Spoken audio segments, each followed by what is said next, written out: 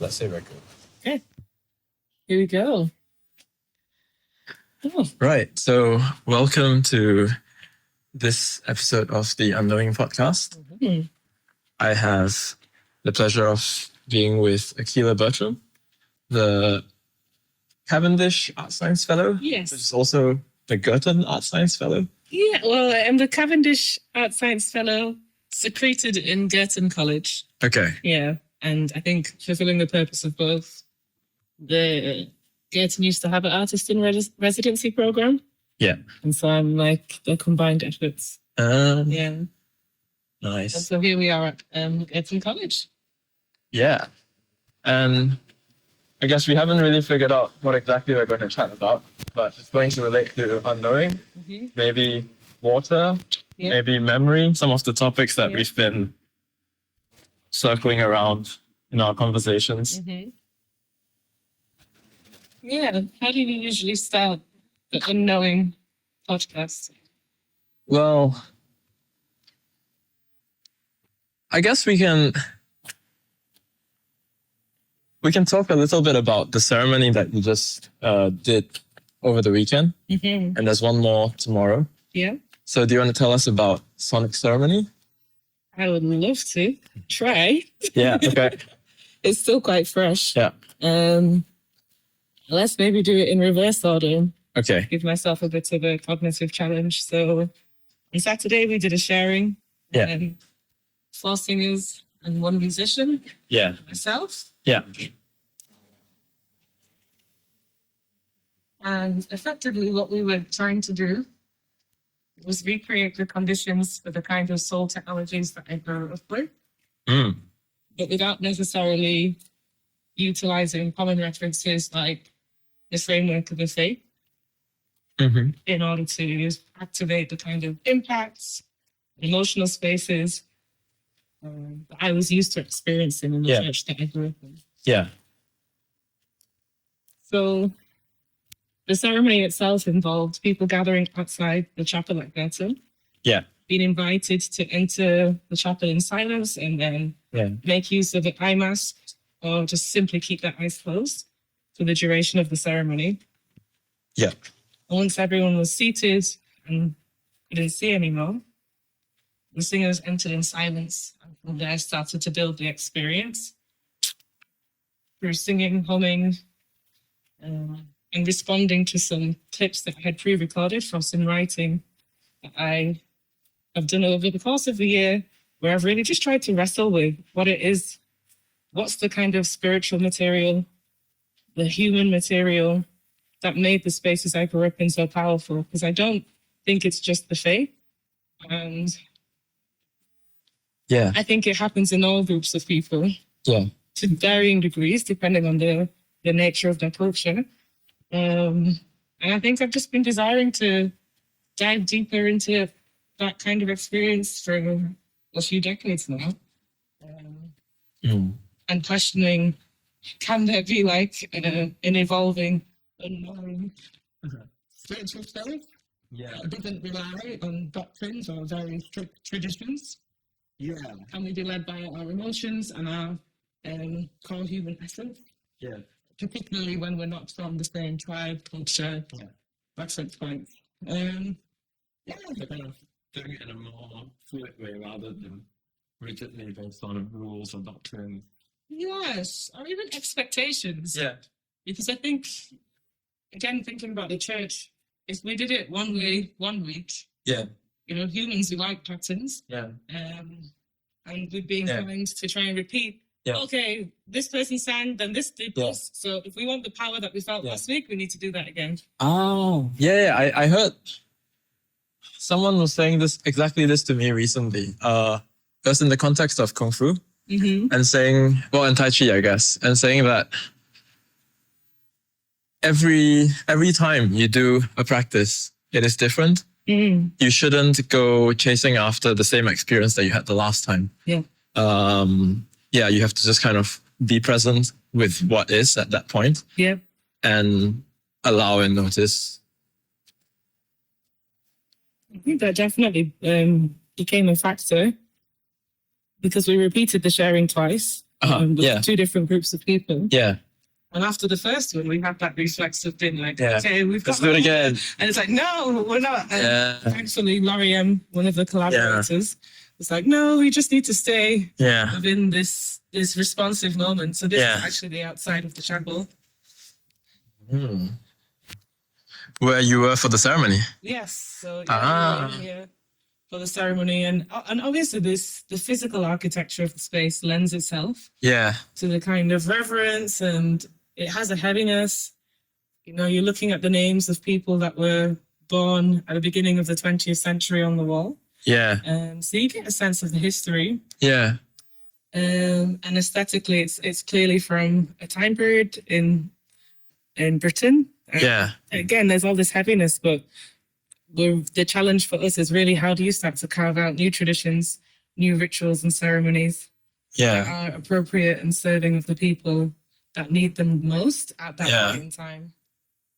And how do you get lost together? How do you search when you don't even know what you're looking for? How do you search when you don't know what you're looking for? But you know that you need something that you don't currently have right now. That's a good question. Well, I'll hold off on that point and return to something that you said earlier, which struck me when you said our shared human essence. It struck me that, of course, that shared human essence is water. And it's the essence that we share with basically all other life that we know on planet Earth. A lot of thinking and I guess conversations that we've had this year.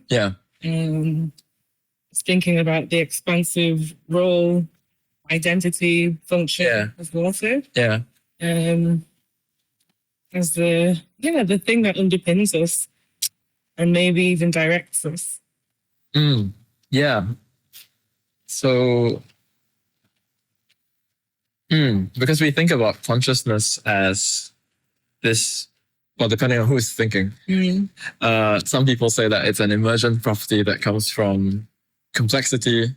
Others may say that it is something that exists in its own right as a soul or something that is separate to matter, even if they are entwined and entangled in some way.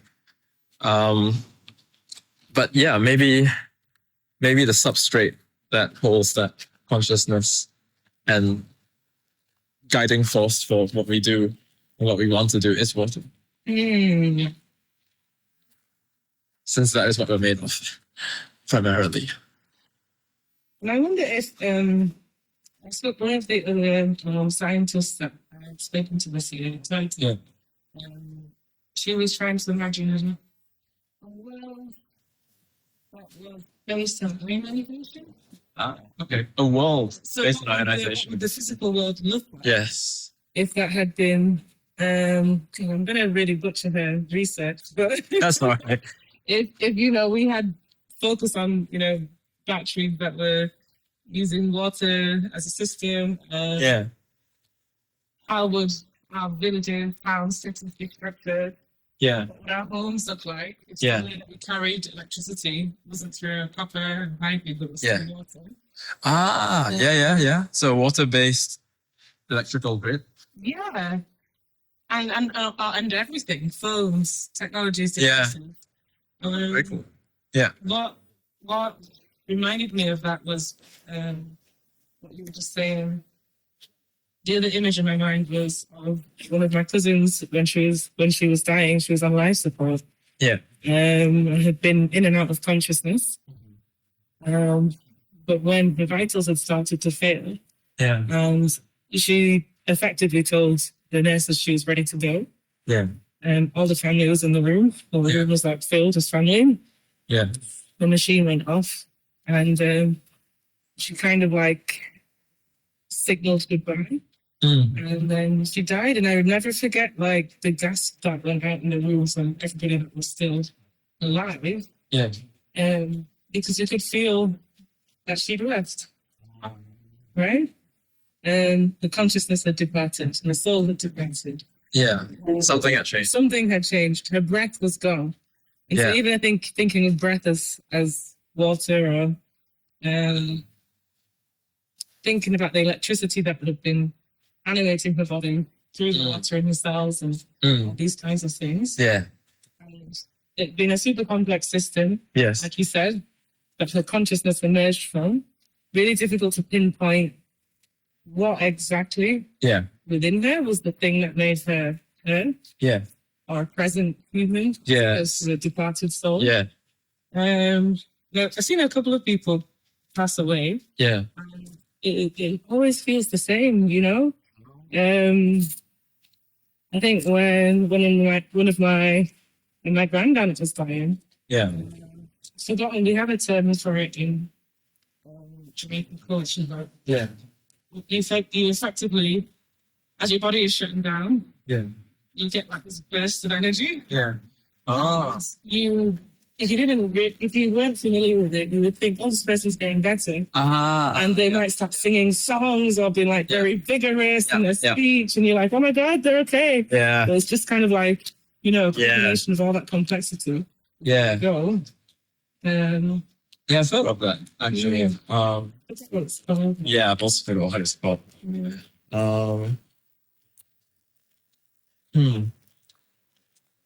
I suppose air or breath is definitely important as well. So in terms of the denser matter particles, denser material, that is mostly water.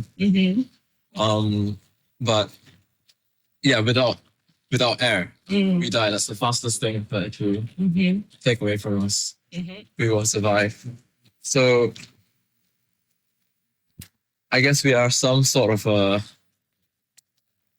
water-based entity that is also fueled by or...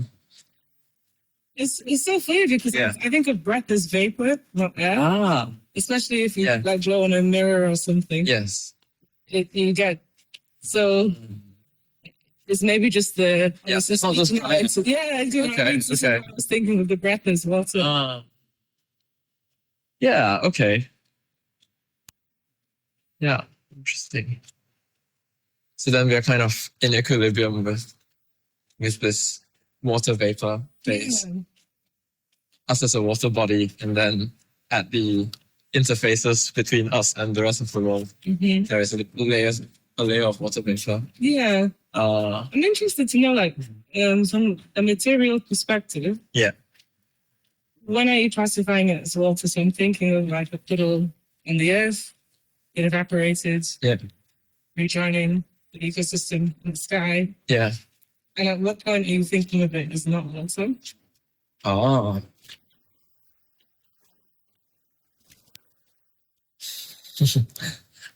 I guess it's always a form of water. Yeah. Like in the water cycle. Generally, if you say water without any other qualifiers, you'd expect it to be liquid water. But water vapor is also water. Ice also water?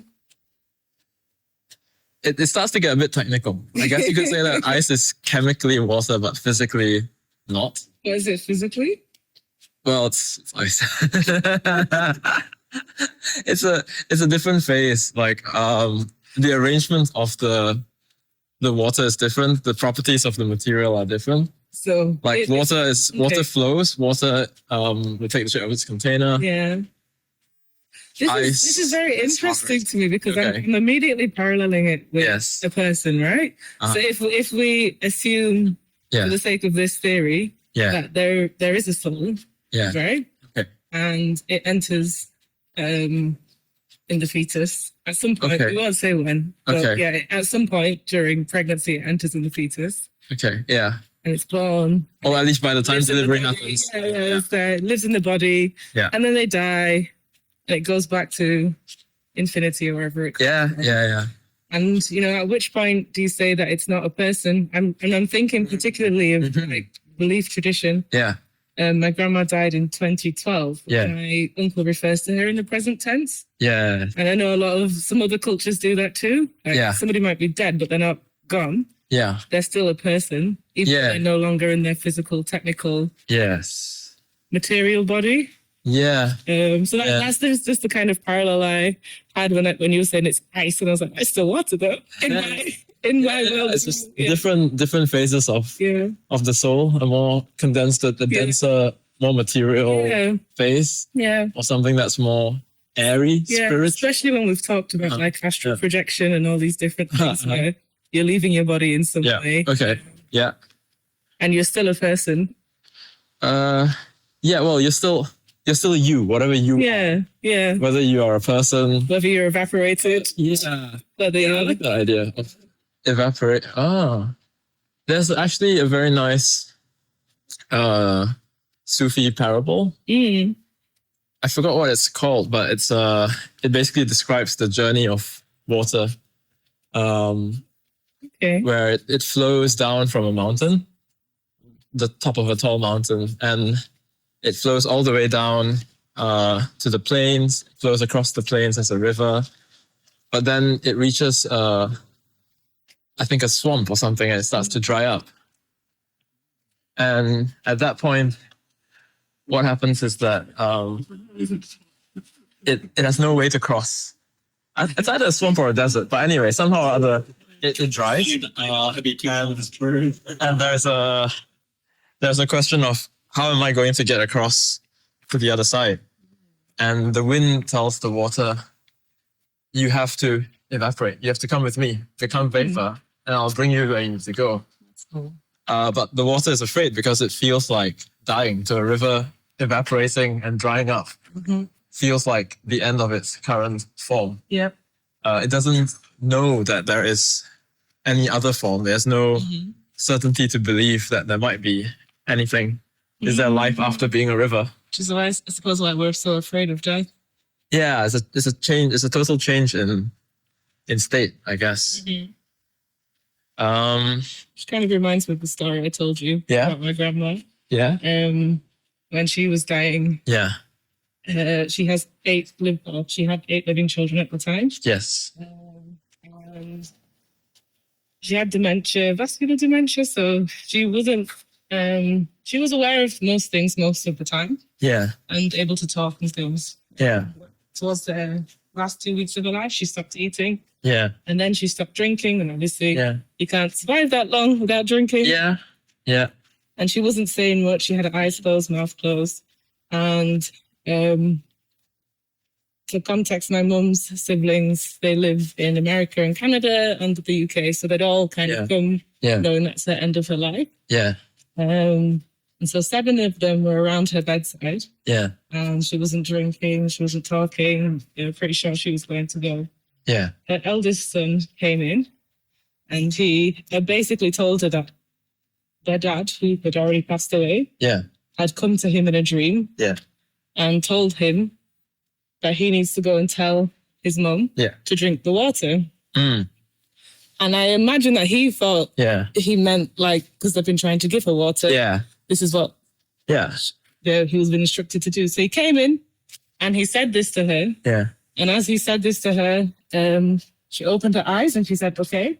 And he said, all right, actually. Yeah. And then she passed away. And so it was only after that, they kind of thought, oh, maybe she was being offered water. On the other side. On the other side. Yeah. And that's why she wasn't going, even though she hadn't eaten or drinking anything. Yeah. She was just like stood wanting to transition. Yeah. Because of the uncertainty of what her form would be after she made that transition from her body. Yeah. Yeah, I'm just noting the coincidence or synchronicity that, as you talked about, crossing over to the other side, we crossed through a gate. And then a bird flew up. Yeah. I really like that story. Yeah, there's definitely elements there that are difficult to rationalize, I suppose. Like there's also no specific information was given that anyone shouldn't have had access to, but there are also stories in which those things do happen. Like you mentioned another one where So the Bitpan story, I think that was. so that again, this is when my grandparents had already come to England to make a way for my mum and her siblings to come, or some of them to come. Yeah. And they were staying in their house in Jamaica. Yeah. A relative had come to stay with them.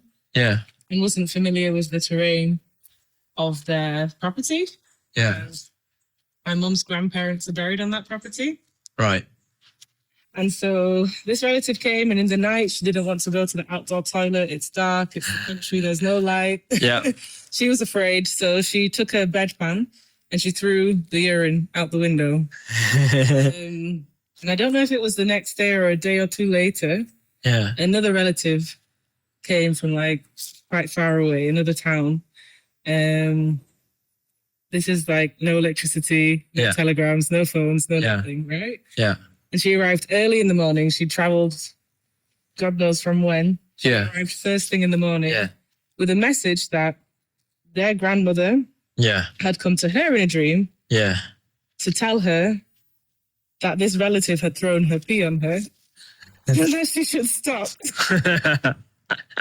And I think I need to check but I think the context was that, she patrols the house because the parents are away. So she's patrolling the house to keep the kids safe. Yeah. And this relative has thrown her pee on her.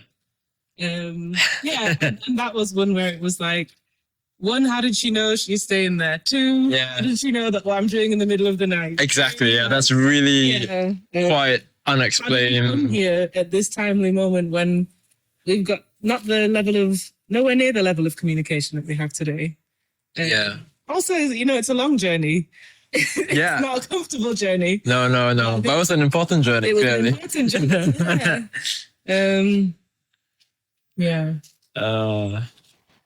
I did really like that story. Thank you.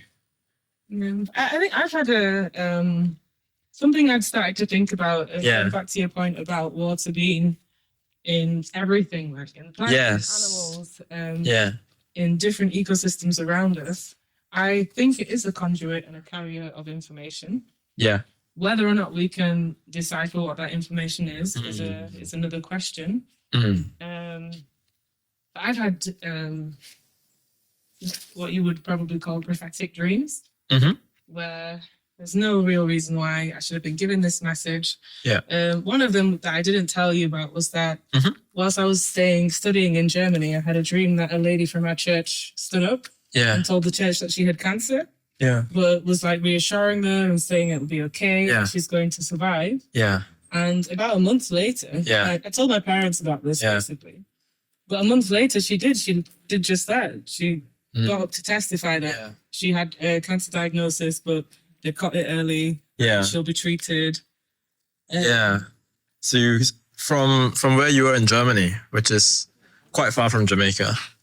It wasn't. This was the congregation in Leeds. But and Leeds, okay, sorry. Far from Leeds, anyway. Far from Leeds, also not actually like close with this person. An older person. They're not on Facebook. They're not on not talking to their family. I just randomly dreamt her, and at the time, the way that I dreamt, when I have dreams like that, they feel very visceral, very real, and I get scared by them because I'm like, what's somebody trying to tell me, or what's something trying to tell me?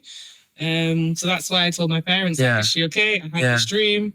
But that's probably the most precise. So it's pretty much received. Spot on. I guess just from how I see it, it doesn't always have to be a message. Like in the same way that sometimes you can just walk past a group of people and overhear a conversation. It doesn't mean that information's for you. But you just happen to hear it. And in the same way, maybe something about this future event like bled through or rippled back through time, and you happen to receive it, or you happen to kind of pick up on it. So you kind of like receive the TV signal from what was going to happen next. I 100% agree with that structure. That that these events in time, and if we're thinking of water as a conduit, that they definitely come through these pathways. Yeah, and I think the messages that are specifically for you, they may come to you several times. Like you said, this was just there was nothing to tell, there was nothing to see. Yeah. It was just there was nothing for me to do to intervene. Yeah, no. But it was just Yeah. an eerie reminder of the kinds of circuits and networks that we're connected to. Yeah. More than anything. Yeah. Of course, I guess if the information does seem like personally meaningful, then it could be. Yeah, like the one I told you about my cousin. When I had that very foreboding, like something terrible is going to happen to you. Yeah. And I felt horrible saying it to me. Yeah. She was like, what do you mean? I'm like, I don't know. Yeah, just thought you should know. I just feel like something terrible is going to happen to you.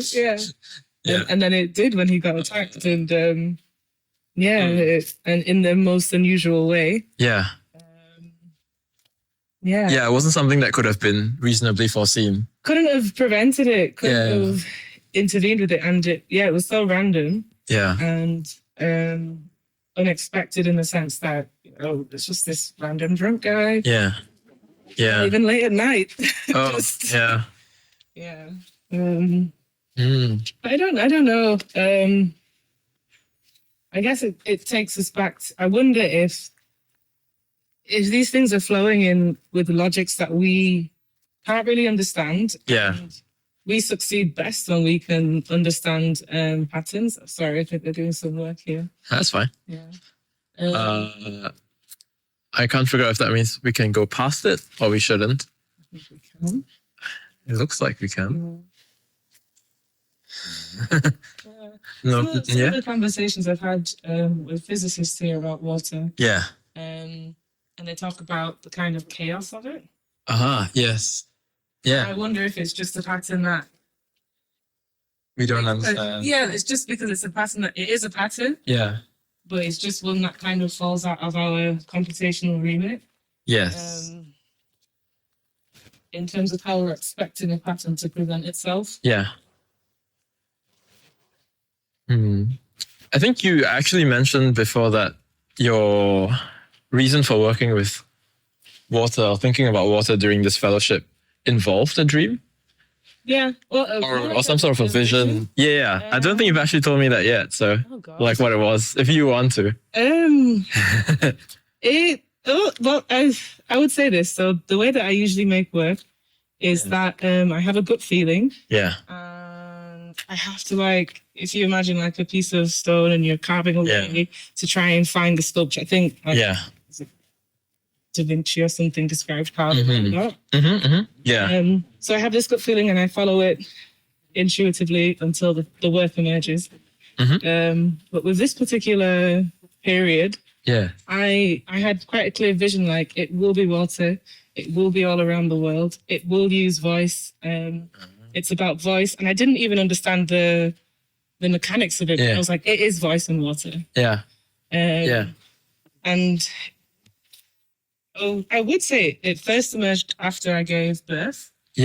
And I felt like water was calling me. In my postpartum, I don't know if I had postpartum depression, but I was definitely very low and hypersensitive. I'd been hypersensitive to dreams and visions whilst I was pregnant. And I think I was still in this kind of mode after I gave birth.